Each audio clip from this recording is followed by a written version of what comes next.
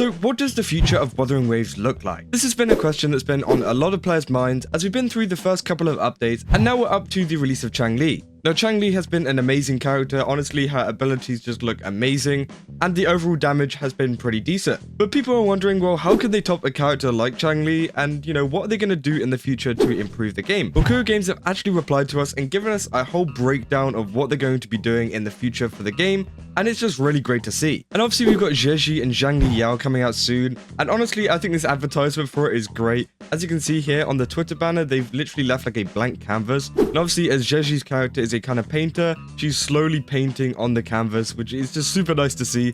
And yeah, I really hope that they do this more with other characters too. But in this video, I'm going to be talking you through everything you need to know about what Kuro Games is going to be doing with Wuthering Waves and how this can affect the game in the future. But before I get into this video, don't forget to leave a like and subscribe if you enjoy it. And obviously go over to Gamer Subs and use my code Kazuha. You can get yourself 10% off a ton of Gamer Subs. Obviously, they have a ton of really nice flavors over there, so I definitely recommend you guys go check it out. The link will be down in the description below, and yeah, you can get yourself 10% off. But let's get back into the video. So we have this tweet from Naoshia here, who pretty much keeps you up to date with all the Wuthering Waves stuff. And pretty much what they say is Kuro producer Q&A, Wuthering Waves global operation strategy, shortcomings, and future plan. Full videos with Ian subs. Now, I will link the video down below if you guys want to go watch that. It's pretty much an entire video of the Kuro devs talking you through everything that, they're going to be doing with the game. This global operation ideas, overview of Kuro Games' global independent distribution and synchronization across versions, key strategies for the global operation of Wuthering Waves, post-launch analysis, discussion of the product launch, identification of current shortcomings in the game,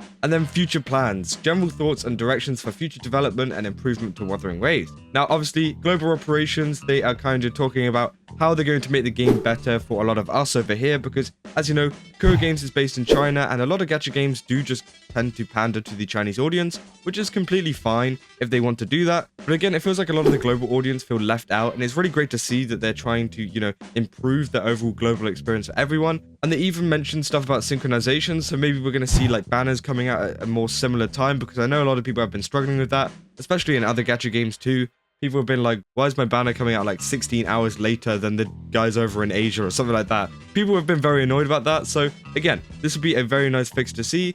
And also, yeah, key strategies for global operation. That would also be great to see as well. Because again, Wuthering Waves' success is going to be down to how well they advertise themselves globally. As they are competing with the likes of Genshin Impact and Honkai Star Rail, which have always been, a global game. And many people know about it globally. It's also great to see that Kuro Games aren't scared of showing their shortcomings. It says here that they are showing the identification of current shortcomings in the game. And obviously, this is just one step to fixing them, which I think will really help to improve the game. And if they keep this up, then this could prove definitely beneficial for Wuthering Waves. But then there's also another post which pretty much outlines Wuthering Waves' future plans. So if you want to know what's happening in the game in future updates, then they're looking to include more cultures and styles from around the world, which honestly I think is amazing. Obviously, we've had a little bit of drama recently with Genshin Impact and their cultural representation, so I hope that Wuthering Waves actually do it right this time, instead of, going down the Hoyoverse route and making a lot of characters white whenever maybe they shouldn't be. And I hope that Wuthering Waves actually does their research whenever it comes to finding out about these cultures and styles and implementing it in the game,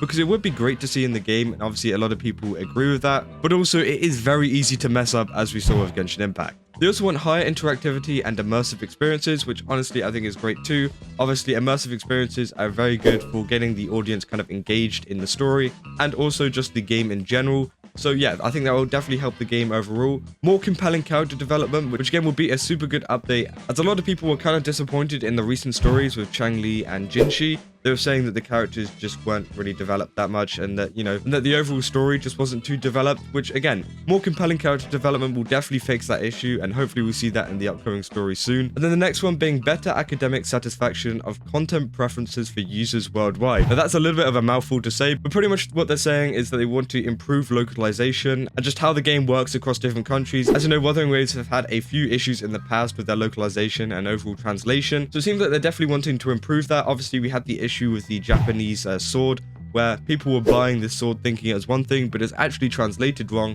meaning that the sword didn't actually do what it said, and that it changed later on, and people had spent all this money pulling on it, and yeah, it wasn't great. And they've also had other issues like that before, and I just think that their translation team wasn't the best. but it seems like they do want to improve this and that this is going to be part of Wuthering Waves' future plan. It also says that it's been confirmed that there will be other major regions Rover will explore and other worlds, which is super interesting to say because obviously I was kind of expecting there to be other regions. Obviously Wuthering Waves is very similar to Genshin Impact in the sense that we've got this big open world to explore, so I thought, maybe they're going to add other regions just like Genshin Impact.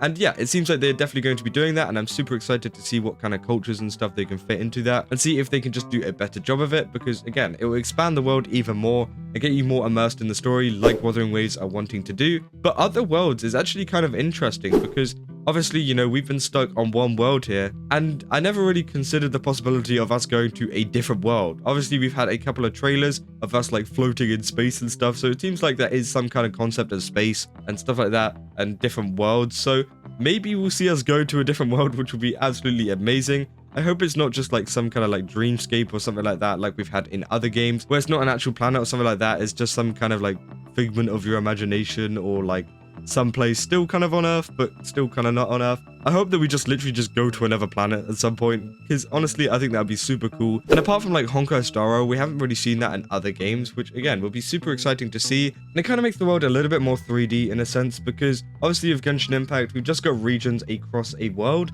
Whereas, we haven't really gone up or down. We had stuff like Enkanomiya and the Chasm where we went down, but we never actually went up into like another planet or anything like that. Obviously, that might be part of the lore behind it, that we're like kind of stuck on our own planet kind of thing. But again, it would be interesting to see this in Wuthering Waves and have some kind of like travel where you can actually go to a different world as well as another region. Again, I just think that would be super amazing. But yeah, overall, these updates are looking very promising for Wuthering Waves, and I'm really excited for the future, as it seems like they have a lot of really good ideas coming to the game, especially with all the cultures and regions coming in the future. And obviously Wuthering Waves haven't really had the best of the time in the most recent revenue chart. Obviously they lost quite a bit of money, but again, I don't think it's the end of the world. They still made about $25 million, which is insane. And I think with a lot of these updates and some good character designs and good characters in the future, I definitely think that they can bring that money back up and compete with a lot of these games, and maybe even take the top spot in the future. I mean, that's very wishful thinking, but we're just going to have to wait and see what happens. It's also super great to see that Kuro Games is actually responding to a lot of the players as well. Obviously, we don't get this as much with like Hoyoverse and stuff like that. Obviously, they do release a lot of live streams and a lot of like developer articles. For Kuro Games, they could have just had some live stream where it was just all in Chinese for the Chinese audience,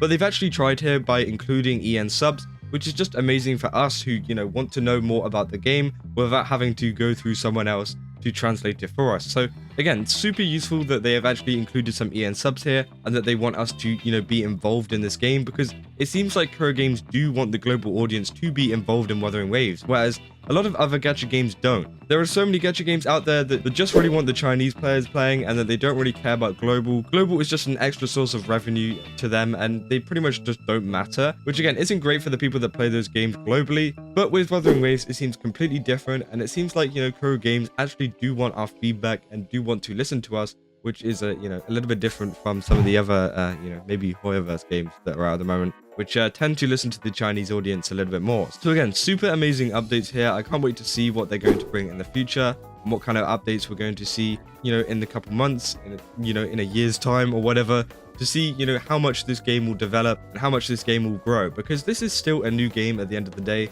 It's only been out for a couple of months, so hopefully we will see this game grow, and hopefully it will grow on the revenue chart as well as the game continues to update and add more, which again will be just amazing, and I can't wait to see it all pay off for that. But overall, looking very, very positive for Wuthering Waves. Let me know down in the comments what you guys think. Do you think that these updates are going to be good, or do you think these are some empty promises and that we're not going to be able to see any of this anytime soon, if ever? Because there is a lot of people out there that have been saying that maybe we're not going to see these updates, and these companies just say this kind of stuff to keep us engaged. But I honestly think that Kuro Games will follow through with it, because they're that kind of company. But yeah, that's about all I got for this video. If you did enjoy it, then don't forget to leave a like and subscribe. And obviously go over to GamerSubs, as I said, use my code KAZA, where you can get yourself 10% off a ton of cups and tubs. And yeah, I will see you guys in the next one. That's all. See ya.